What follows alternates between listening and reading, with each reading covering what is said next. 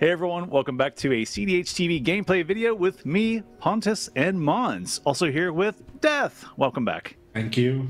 Now, if you actually like the music you're currently listening to right now, Rhetoric actually made it. There's a link in the description below of the video if you wanna take a look at the longer ambient version. Speaking of music, we have the deathcore. What kind of music are you actually having on your YouTube channel? Sorry. It's custom made for me. It's usually deathcore, genty kind of stuff. Cool. So I'm playing the new Sultai food chain commander, the Fallout, the Master Transcendent. So you can actually win the game here with infinite ETB effects if you have a food chain and some of the food chain creatures. Otherwise, it's also a pretty decent mill commander that can basically put creatures into play that you mill into your graveyard. So I can mill myself, or I could mill my opponents. I'm mostly going to mill myself. Otherwise, it's just a typical Sultai, Fastest Oracle, and Consult. But it's kind of cool to have like a commander with a kind of value engine that is also on a food chain combo. Or you can always choose the best Sultai food chain option, the Wise Mothman.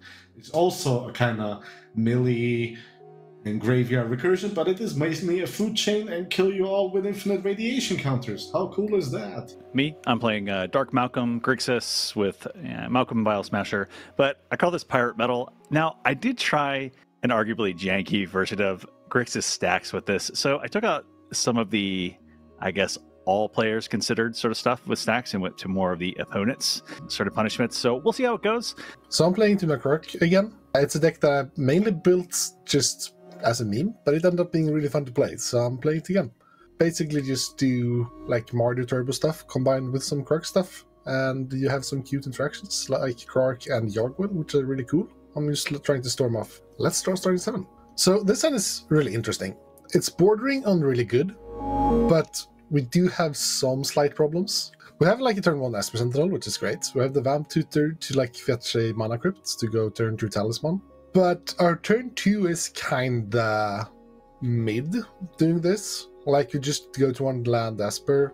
There's actually kind of large risk that our Esper doesn't draw us that many cards. Like I can easily see in this pod where I go turn 1 Esper, and then Rhetoric goes, let me draw a card, then Mons and Death just goes that Dork pass. So then I will draw 1 card of Esper, I will upkeep Vamp for a Crypt. There's a huge risk I don't get a second land. But with that said, it's still a pretty powerful hand, so I'm gonna keep it. Like from turn 3 and onwards, I will be very well like positioned to like play the game. So yeah, that's gonna have to carry some weight here because it's kind of carrying the hand. But even if it doesn't, I'd still have the turn 3 wheel either way with 4 mana, going into 5 mana. So it should be fine.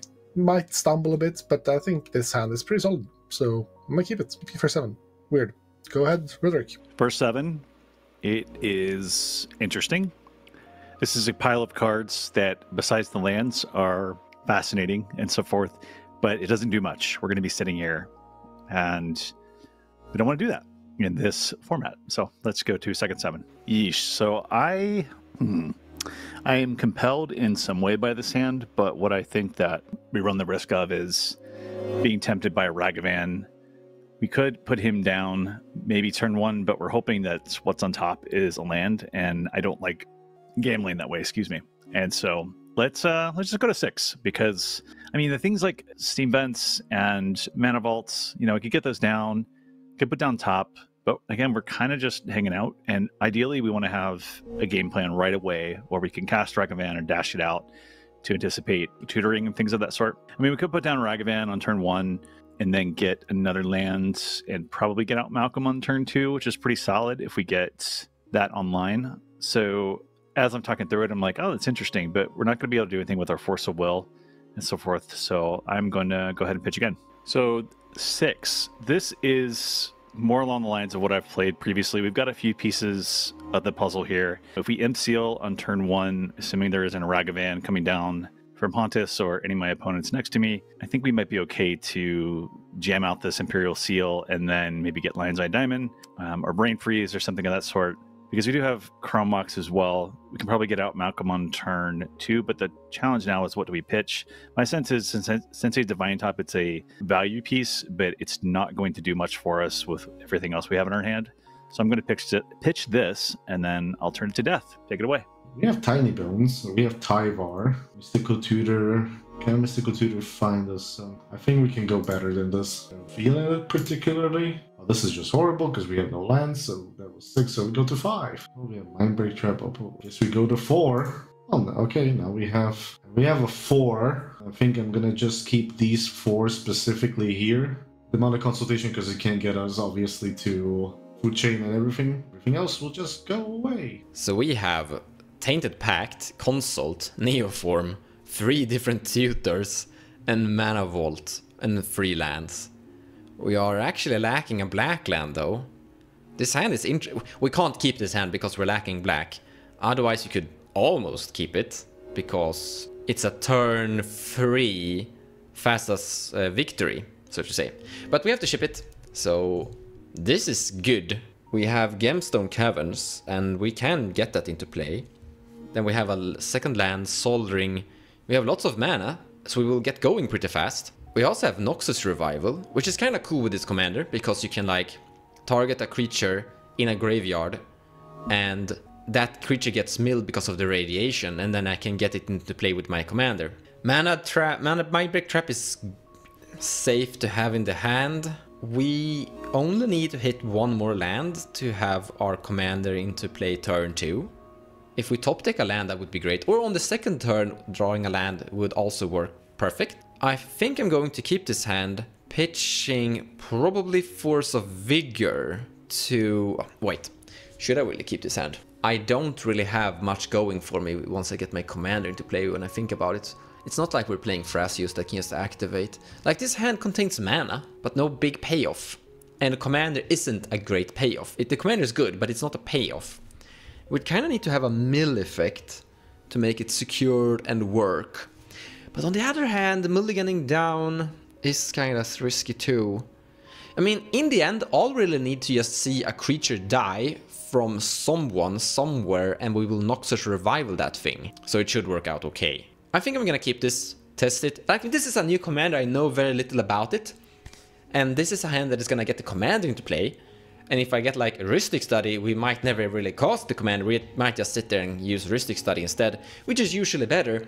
But I mean, this is the first time me playing this commander, I really want to play it and go for it, so in the end I'm gonna keep this hand. So pre-game, pitching Force of Vigor to my Gemstone Caverns. Draw for turn.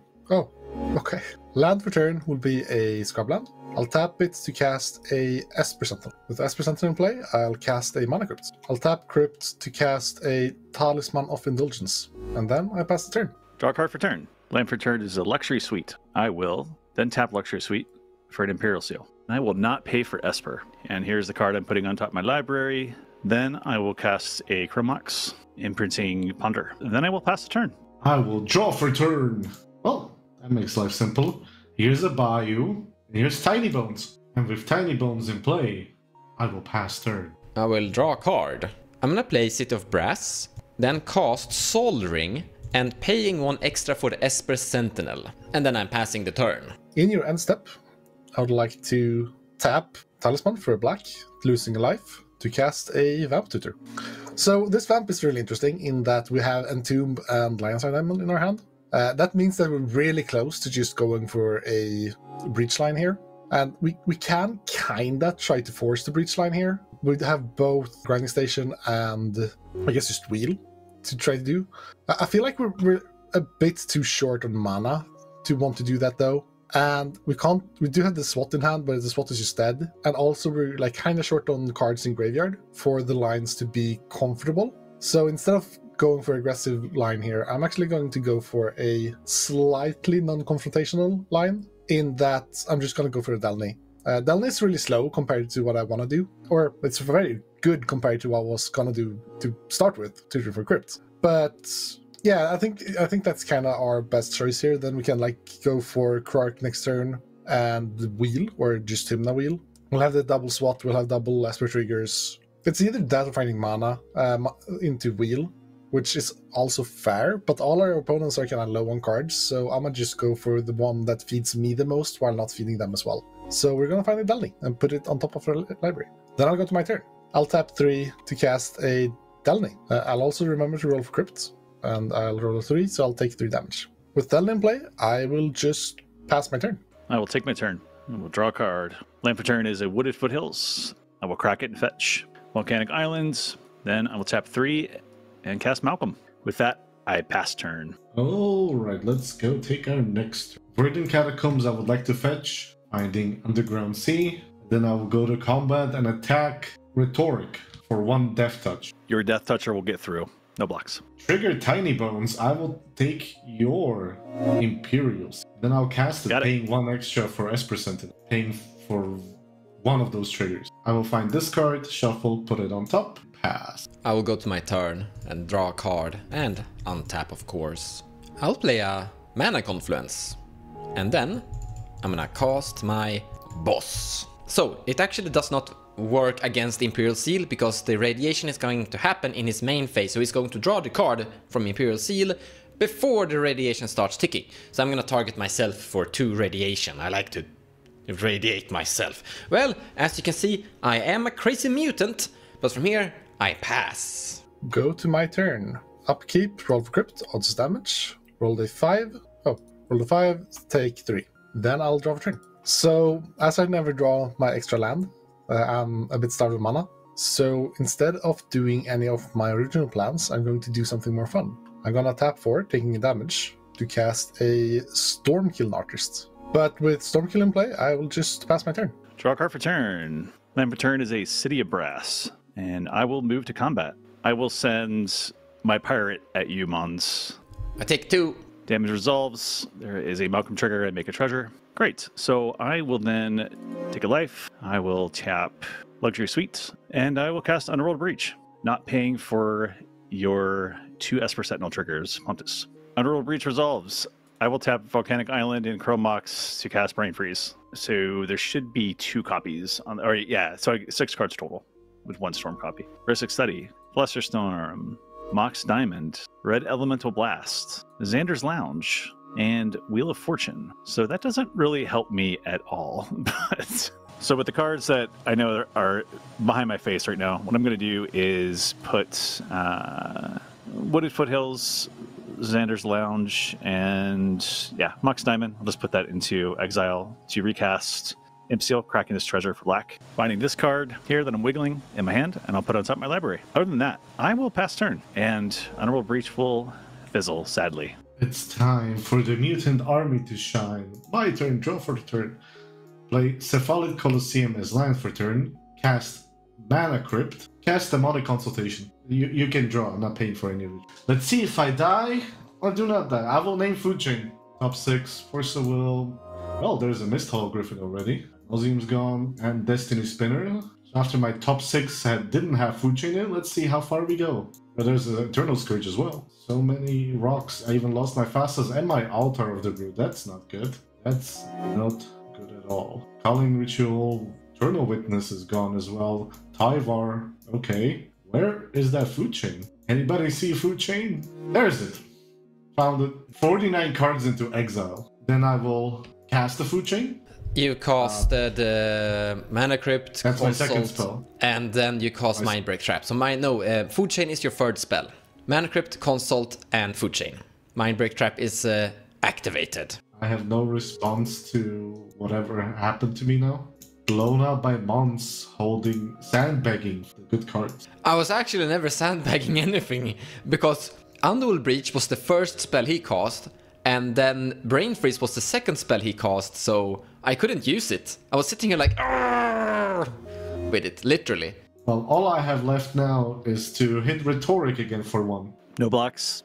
Take 1. And I will take your Imsu so I can look through my deck. How can I salvage this situation? And I'll lose a life. I will find this little sad card, shuffle my library, put it on top, and be extremely sad and pass. I'm sorry, Def. I'm gonna untap and draw a card. Then we're gonna do the Radiation. So I have 2 rad counters or radiation, so I will mill a Thassa's Oracle, and Then we're gonna mill a Fierce Guardianship. So both radiation counters disappears and I lose 2 life. And if I have Consult in my hand, I can activate this to put the Phasas into play. Lucky for you guys and unlucky for me, I don't.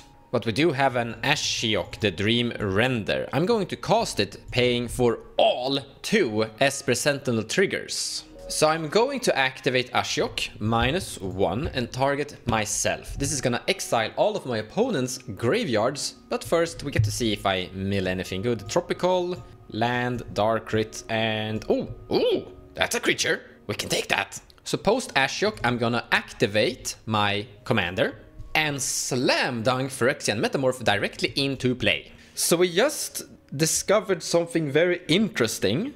There are strange layers here. So if you put Phyrexian Metamorph as itself without copying anything, because it's a May, it will be a green 3/3 base mutant. But then when it starts to copy something, it will be whatever it is copying. That's how clones work last I checked. So strangely, it is a 3/3 and not a 0/0 anymore. And when it comes into play, it will change the power and toughness to that thing. This is actually a negative because all my targets have weaker power and toughness compared to the 3/3. However, I think I'm gonna take a Esper Sentinel here, being the only value engine that I kinda need. Well, this is how we think it works. We're not judges here, it's strange. It could be that it's actually an Esper Sentinel 3/3, which would be awesome. Esper Sentinel 3/3, I'd take that any day. But I think it enters as a 3/3 and it's changed into a 1/1. Because consider, Phantasmal Image is a 0/1 that changes into something. On the other hand, it comes into play changed and it changes at the same time it comes into play. So it's like 2 things at the same time.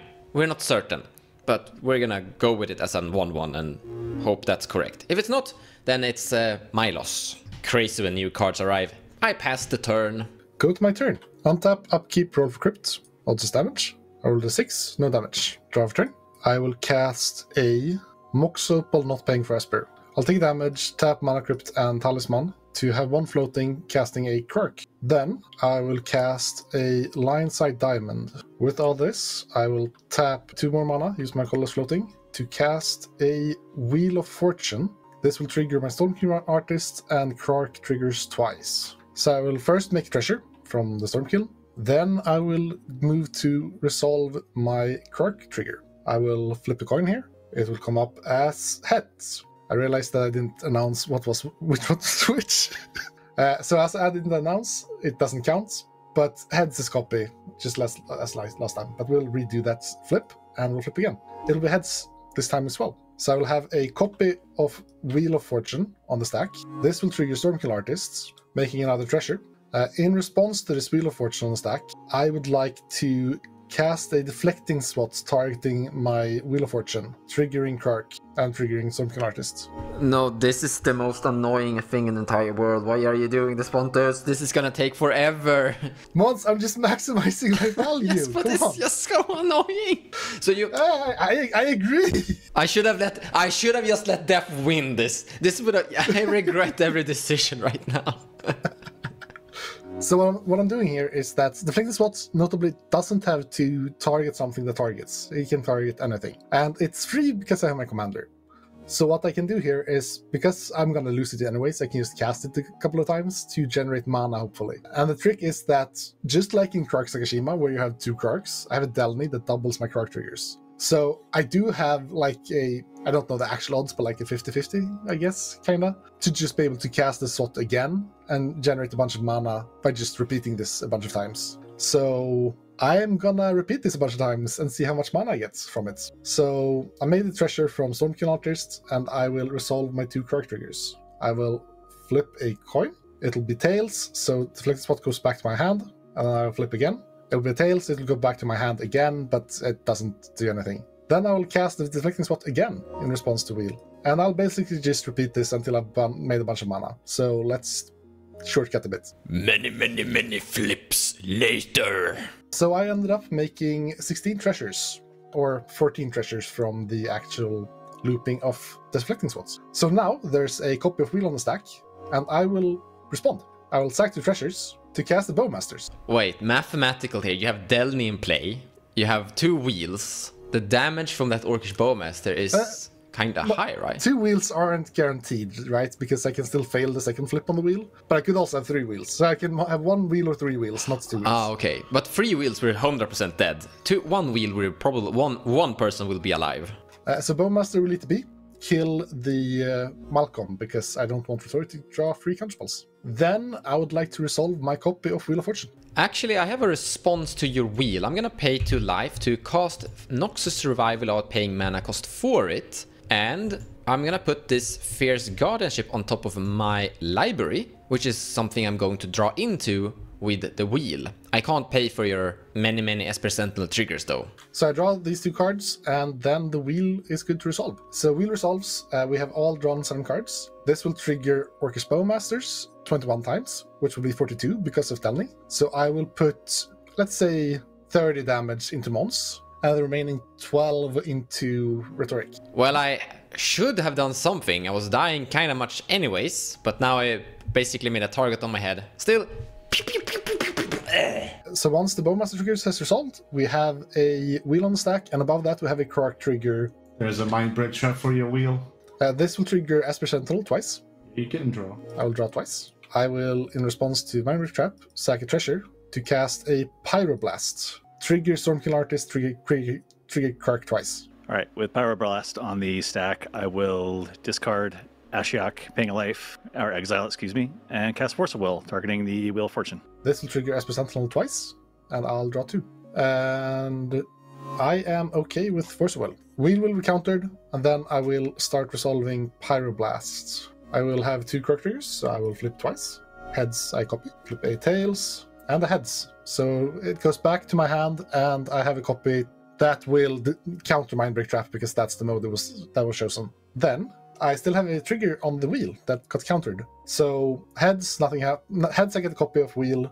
Tails, nothing happens, basically. So let's flip. Comes up. Heads. There will be a copy of wheel on the stack again. Honestly, I'm kind of sad about wheel resolving, but wheel resolves. So let's wheel. So now I will have 14 triggers on Orcish Bowmaster, which delney will double to 28. And since that only kills 1 player, I will kill that 1 player. So 20 damage at Rhetoric and 8 damage at Death. Now we're finally back in sorcery speed. I will play land for turn. I will tap 2 mana to cast a Harmonic Prodigy, which also doubles Krark and the Stormkill, I believe, because it's a shaman. Yeah. Use 1 treasure to cast a Strike It Rich. This will trigger Stormkill Artist 2 times and Krark 3 times. So Strike It Rich, I can repeat this because I'm making 2 treasures each time I cast it, at least. Even if I'm about to back to my hand, I'm going +1 treasure. So I'm going to do this a couple of times to just produce a bunch of treasures until Stormkill Artist is large enough to kill Death, unless I fail. So let's just shortcut and see if I fail. You don't need to see me flip all these coins, but I'm going to, sadly. First flip is a heads. I'll flip again. Heads again. Make 3 more. And then once more. If it heads again. So it goes to my graveyard. But I still have enough power on board to kill Death. Because I have 22 treasures, because I made 3 treasures each time it failed. Success? I don't know. So I have 22, 23, 24, 25, 26, 27, +2, so 29. I'm attacking Death for 29 damage. I'll get you next time, Gadget. Good game. I got there somehow. I regret everything. I should have let Death win this game. Hey. I agree with that statement. I hate Krark. This is why Krark has a high draw rate in tournaments, by the way. It takes time to execute this. Yeah, 100%. But it is still fun. It is still fun. I agree with that. Yeah. But it is very annoying, even to resolve it yourself. Yeah, especially when Killing you with radiation is more fun. I agree with Def. Yeah. More fun. More clean. I was hoping to brain freeze you all out, but yeah, that's how it goes. Last time I did this combo, you guys were like, no, you should have played it sooner. So I was like, okay, I'm just going to jam it and see what happens. But I know there was only like 6 cards, but it may have worked. So delney with Esper and Krark together. That wasn't fun at all. No? I disagree. Throw it in the trash and ban Yes, trash, ban. Yeah, ban delney. I agree. it. No, ban Pontus. No, but seriously, I think delney was pretty cool there. I mean, she was both a Esper Sentinel value engine for you, as well as a combo piece for you for your Krark thing. It's how Yeah, exactly. That's the whole reason I kind of was looking at this deck at all to begin with. Yeah. Just because like she does double Krark, which is valuable when you don't have Sakashima in the command zone. Like that's one of the weaknesses of like playing Krark without Sakashima. And she also doubles Tymna and most of our value creatures, so it felt like it might be good. It's also really funny to just double the Bowmaster triggers on wheels. It's like she's one body but multiple clones. Yeah. Very They are interesting. considered Yeah, they, Yeah, he gets not so she. much enormous value. It's kind of similar to Well, Kinnan, they- how he basically doubles your every rock you have. She doubles every trigger you kind of have. We have recorded a video. We don't say that until the end. All right, here we go. Here we go, everybody. Join us. We have recorded a video. Take care, everybody.